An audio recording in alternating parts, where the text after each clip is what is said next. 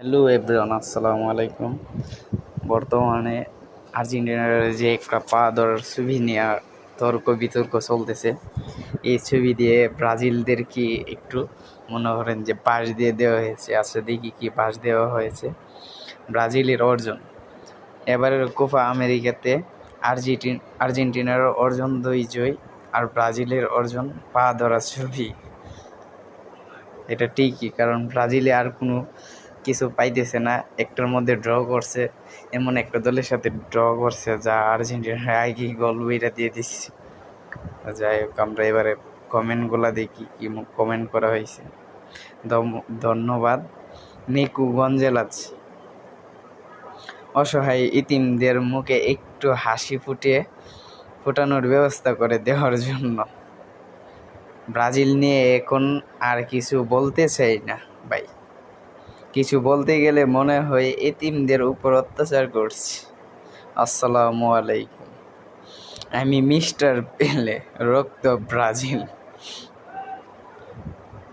ব্রাজিলের সাপোর্টারদের নিয়ে সাথে তর্ক করার চেয়ে রাসেল ভাইপারের নিয়ে আলোচনা করা অনেক ভালো। ব্রাজিলের দল চাইতে রাসেলের ভাইপারের জনপ্রিয় বেশি। শিরোনামটা এমন ছিল, চিলির পা ধরে জয় নিল আর্জেন্টিনা। পৃথিবীর একমাত্র দল ব্রাজিল, যাদের খেলায় হারানো সম্ভব কিন্তু মুখে হারানো না। এটা ঠিক বলেছেন একেবারে। সাফাকুরের বাচ্চা বল, সারাদিনই সাফা করবো হাইরাও গাঞ্জটে গাঞ্জা লেজের গুরু এরাই। যেহেতু ব্রাজিল ফ্যানরা বাপদাদার গল্প বলতে পছন্দ করে, তাই একটু তুলে ধরলাম।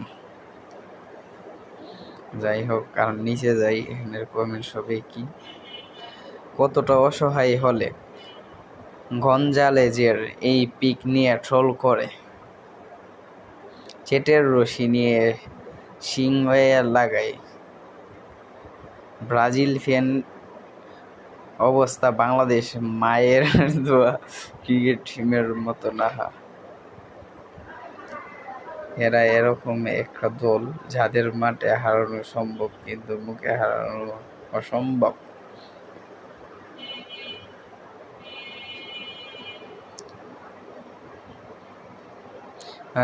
তাদের এবারের কোপা সেরা অর্জন আজ পেয়ে গেছে, একটা পা ধরা ছবি। এই ছবি নিয়ে তারা কাটিয়ে দিতে পারবে আগামী কোপা পর্যন্ত।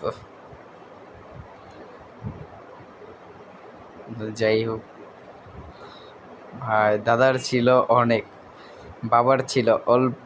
ব্রাজিলের ফ্যানদের আছে শুধু হেডা বলা গল্প। এটাই আসলে সত্যি কথাই। এই 5 বিশ্বকাপ নিয়ে এই পর্যন্ত কবার পুইরা লিখছে হালায়। এখন আর ব্রাজিলকে নিয়ে কিছু বলতে মন চাই না।